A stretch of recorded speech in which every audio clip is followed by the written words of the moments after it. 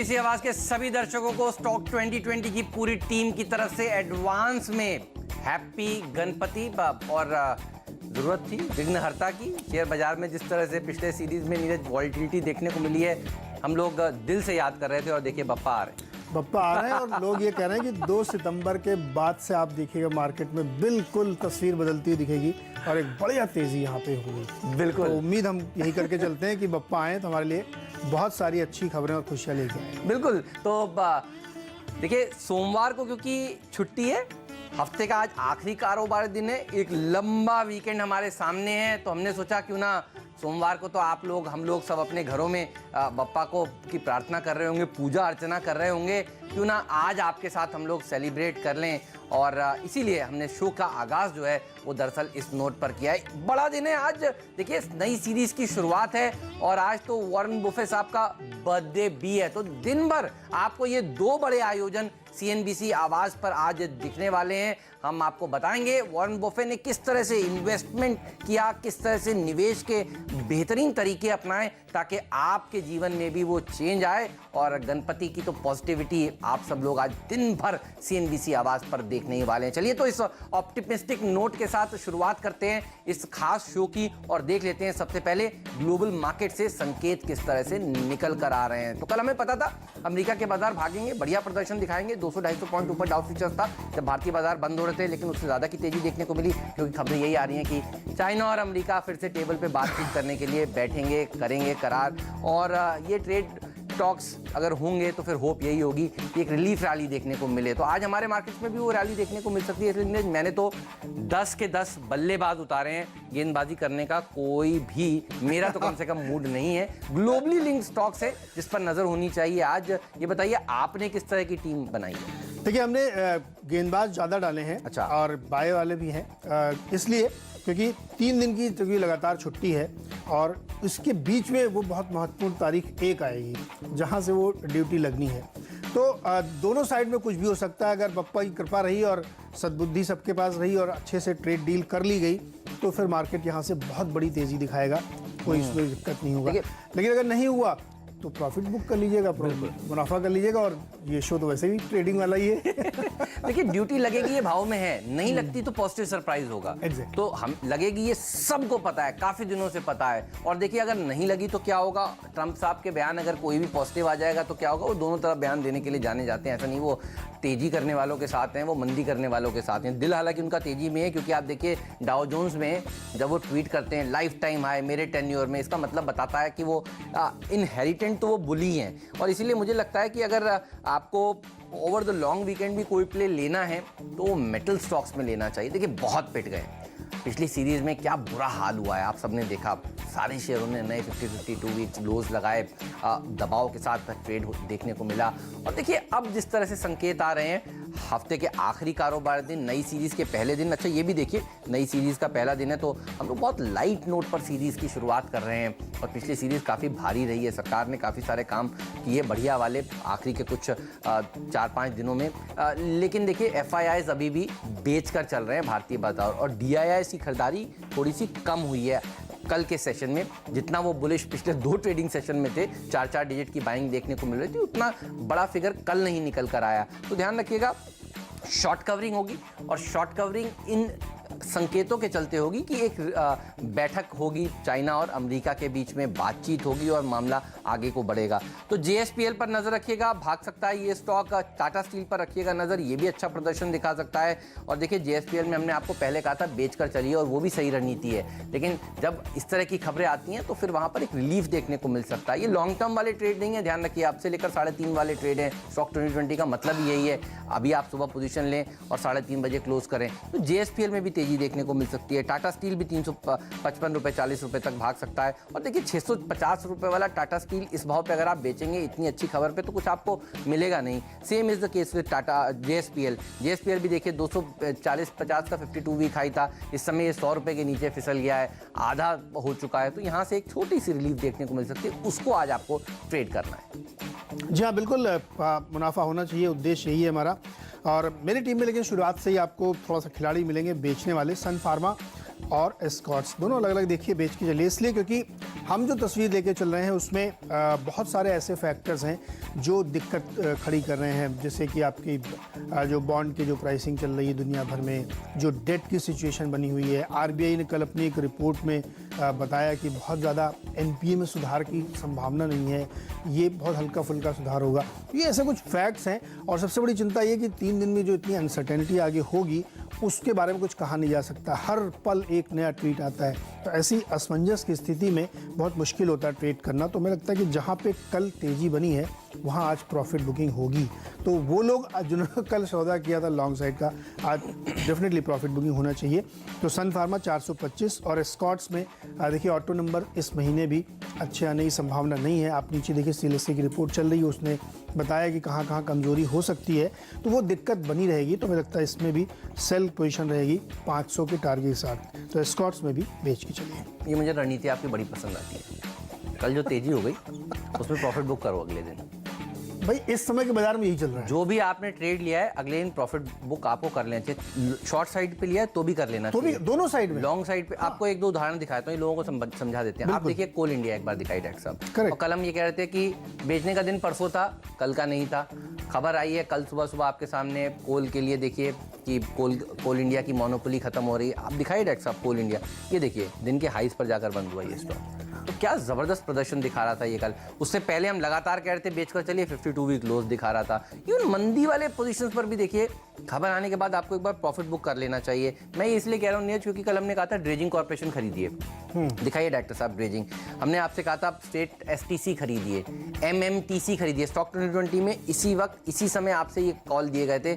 Market में कितनी बड़ी गिरावट कल आपने देखी, और आपने देखा एसटीसी दिन के हाईस पर बंद हुआ, एमएमटीसी दिन के हाईस पर जाकर बंद हुआ, आईटीआई दिन के हाईस पर जाकर बंद हुआ, फैक्ट ये सब देखिए दिन के हाईस पर जाकर बंद हुए हैं। अब यहाँ खबरें आ रही हैं कि आज नीति आयोग जो है वो बैठक कर रहा है, यहाँ पर भी प्रॉफिट बुक कर लेना चाहिए, आपको ध्यान रखिएगा। तो ये वो ट्रेड्स हैं जो सीएनबीसी आवाज पर हम स्टॉक 2020 में आपको एक दिन पहले बता देते हैं, खबरें आती हैं बाद में। हेमंत इसमें एक चीज़ और बता दें, कुछ लोग हमारा ट्रेड सुन के ज़्यादा मतलब दिमाग लगा के उसमें शॉर्ट पोजीशन बना लेते हैं, वो तो खैर तो उनका भी है। दूसरा जो हेमंत कह रहे उसको और मैं डिटेल में समझा दूं आपको। देखिए जहाँ पे बहुत तेज़ी बन गई, तो आप जो लोग चार्ट देखते हैं और रैंकों में देखेंगे कि जितने चिकलेस बन रहे हैं वहाँ से एक बाउंस बनता है, और जो लोग ट्रेडर हैं उन्हीं के लिए स्ट्रेटजी है। बिल्कुल सही बात। बस अपना फार्मूला यही आपको रोज समय में मेहनत करके बता देता हूँ कि आज कहाँ पे आपको सेल करना है। नहीं, बहुत बढ़िया है। तो इसीलिए देखिए मुनाफा वही जो आपके बुक में आए, और इन पीएसयूज में भी आज प्रॉफिट आपने आई एम श्योर कल किया होगा। कॉल यही होता है सुबह से लेकर 3:30 बजे तक, नहीं किया तो आज सुबह सुबह जरूर कर लीजिएगा, क्योंकि जो हम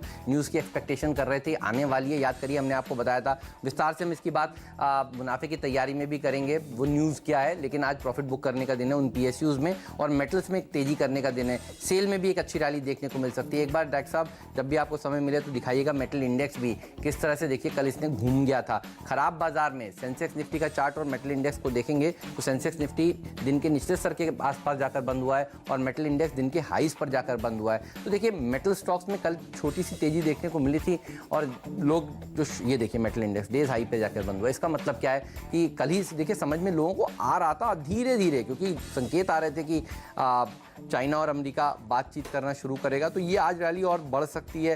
हांगकांग का बाजार देखिए जो सबसे ज़्यादा पिट रहा था आज 1% ऊपर है। एशियाई बाजारों में सब जगह रौनक देखने को मिल रही है। तो मेटल्स पर रखिएगा नज़र। सेल में तेज़ी देखने को मिल सकती है, और सेल हमने देखिए 60-70 रुपये से लगातार आपसे कहा ये गिरेगा, और गिरा भी 30 रुपये के नीचे भी आया है सेल। देखिए 29 रुपये 50 पैसे का 52 वीक लो भी स्टॉक ने लगाया था, और अब यहाँ पे बाउंस देखने को मिलेगा। हिंदुस्तान जिंक के साथ भी सेम केस है, ट्रेडिंग बाउंस यहाँ पर भी देखने को मिलेगा। 193 का 52 वीक लो लगाया है स्टॉक ने, 300 रुपये का हाई भी था इसका, तो यहाँ से भी एक रिलीफ रैली देखने को मिल सकती है। और वेदांता पर भी रखिएगा नज़र, एक और स्टॉक, और ये 5वां शेयर है मेरी टीम का जो मेटल सेक्टर से जुड़ा हुआ है। यहाँ पर भी हमें लगता है एक अच्छी रैली देखने को मिल सकती है। 125 रुपये तक के भाव देखे जा सकते हैं। और याद करिए हम आपसे कह रहे थे कोल इंडिया की अगर मोनोपोली खत्म होती है, माइनिंग के लिए, कमर्शियल माइनिंग के लिए अगर सरकार सामने आती है, तो वेदांता को होने वाला है सबसे ज़्यादा फायदा, क्योंकि ये कंपनी दुनिया भर में माइन करती है, इसके पास कैपेसिटी है, ये सबसे पहले आएगी भारत में। और इसीलिए हिंदुस्तान जिंक और वेदांता ये दो ऐसे स्टॉक हैं अनिल अग्रवाल ग्रुप की कंपनियों से जो आज हमने फिर से टीम में शामिल करें हैं। कल नहीं खरीदा तो कोई बात नहीं, आज खरीद लीजिए। आज यहाँ पर ग्लोबल संकेत भी बढ़िया हैं, ये भी अच्छा प्रदर्शन दिखा सकता है। 140 के लेवल से पार भी निकल सकता है वेदांता, और हिंदुस्तान जिंक में भी अच्छी तेजी देखने को मिल सकती है। याद करिए जब सरकार ने पिछली बार बाल्को में विनिवेश करने की बात करी थी, तब भी वेदांता के चेयरमैन अनिल अग्रवाल जी ने आगे आकर वो हिस्सेदारी खरीदी थी और उसके बाद किस तरह से टर्न अराउंड किया। तो अभी भी ब्लॉक्स का आवंटन होगा तो आप देखेंगे कि ये वो कंपनियां हैं जो भारत की कंपनियां हैं और ग्लोबल प्रेजेंस है, माइनिंग की दिग्गज हैं, इनके पास ज़्यादातर ब्लॉक्स आएंगे। तो इस होप में भी देखिए अब वेदांता में ज़्यादा गिरावट शायद देखने को ना मिले और ग्लोबल संकेत अच्छे रहे तो फिर ये भाग सकता है। चलिए अगले 3 स्टॉक भी मेरे सेल वाले हैं, माइंडट्री, उज्जीवन और अरविंद, तीनों एक चीज़ दिखाते रहिए। ये सारे वही स्टॉक है, उसी थ्योरी पे हमने लिए हैं कि जहाँ पे लॉन्ग साइड के ट्रेड बने से वहाँ पे अनवाइंडिंग होती हुई दिखेगी और बिल्कुल स्पष्ट रीजन है कि कोई फंडामेंटल कारण से तो ये स्टॉक चले नहीं थे और चार्ट पे भी ऐसे कोई संकेत नहीं कि यहाँ कोई ब्रेकआउट आ गया हो या कोई बहुत बड़ा ट्रेड यहाँ पे बनता हुआ दिख रहा है लॉन्ग साइड में। तो यहाँ पे शॉर्ट करके पैसा बनाया जा सकता है और तमाम फैक्टर्स हमने आपको पहले भी गिनाए कि वहाँ पे दिक्कतें बनी हुई हैं और 3 दिन की जो ये मार्केट की हॉलीडे पड़ रही है इसकी वजह से इसमें डेफिनेटली शॉर्ट करके ही जाना चाहिए क्योंकि आगे अनप्रेडिक्टेबल मार्केट होगा ग्लोबली। तो माइंडट्री में सेल करके चलिए 675 का टारगेट, उज्जीवन में 290 का और अरविंद में 45 के टारगेट के साथ बेच के चलिए। और अब बारी है डिपेंडेबल शेयर की।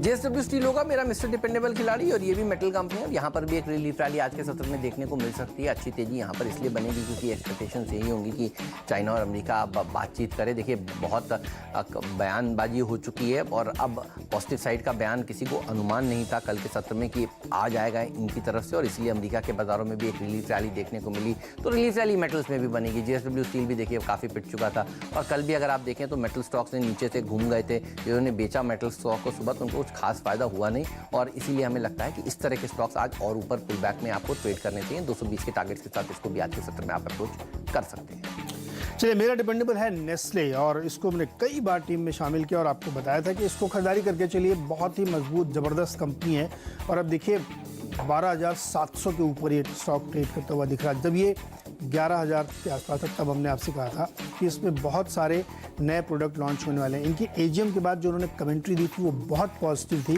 कि बहुत बुरी स्थिति के बावजूद 10% के आसपास की एक ग्रोथ दिखाएंगे और कई नए प्रोजेक्ट ये लॉन्च करने की तैयारी करें, जिसमें से माइलो एक हमने आपको बताया था जिसका बड़ा मार्केट है।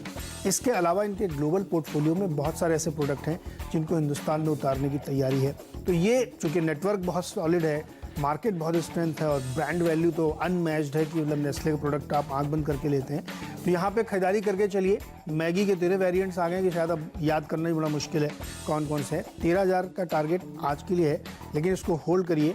दिसंबर में हम लोग बात करेंगे 15,000 रुपये का लक्ष्य आपको नेस्ले में आता हुआ दिखाई देगा। तो आज के लिए 13,200 के आसपास का टारगेट लेते हुए लॉन्ग पोजीशन बनाएंगे। क्योंकि वॉरेन बफेट साहब का जन्मदिन है। देखिए वो अच्छी कंपनियां सस्ते भाव पर खरीदते हैं। मुझे याद है नीरज और हमने ये स्टॉक आपको जब मैगी की कंट्रोवर्सी थी 2020 में हर रोज़ दूसरे दिन या तो इनकी टीम में होता था या मेरी टीम में होता था। देखिए और हम जनरली 2020 में आपको बताते हैं इंट्राडे के स्टॉक्स, लेकिन कभी कभी हम लिबर्टी लेके आपको लॉन्ग टर्म के स्टॉक्स भी बताते हैं और इस तरह के स्टॉक्स आपको नहीं भूलना चाहिए। मैं कैप्टन चॉइस तो इसी को लेने वाला हूँ, बाकी की टीम मुझे देखने की अब ज़रूरत नहीं है। बफेट साहब का बर्थडे है, देखिए इस तरह के स्टॉक्स आपको ज़रूर अपने जहन में रखने चाहिए। अब तो निफ्टी में भी शामिल हो रहा है और देखिए वो समय था मुझे याद है कुछ 7,000 से नीचे ये स्टॉक भाव निकल गया था। जब वो बाराबंकी वाला कांड हुआ था तब ये 5.5 के बीच में 4.5 के आसपास इसने लो लगाया था। उसके बाद फिर लोग इतना पैनिक कर रहे थे, फिर 6,000 फिर 7,000 धीरे धीरे मुझे याद है 6,500-7,000 के पास हमने इसको इतना टीम में शामिल किया, इतना शामिल किया। आज भाव देख लीजिए आपका नेस्ले का क्या है, 13,000 का भाव आप देखिए नीरज आपको बता रहे हैं 12,000 के ऊपर निकल चुका है। तो ये क्वालिटी स्टॉक्स आपके पोर्टफोलियो में दम भरेंगे। बफेट साहब के बारे में हम बहुत सारी बातें आपको और आज दिन में बताएंगे। 89th बर्थडे है उनका और CNBC आवाज़ पर जो हम लोग ज़्यादातर फंडामेंटल सो कॉल्ड एक्सपर्ट्स हैं वो इनको भगवान की तरह ट्रीट करते हैं, तो इसलिए जश्न का माहौल रहेगा दिन भर आज CNBC आवाज़ पर।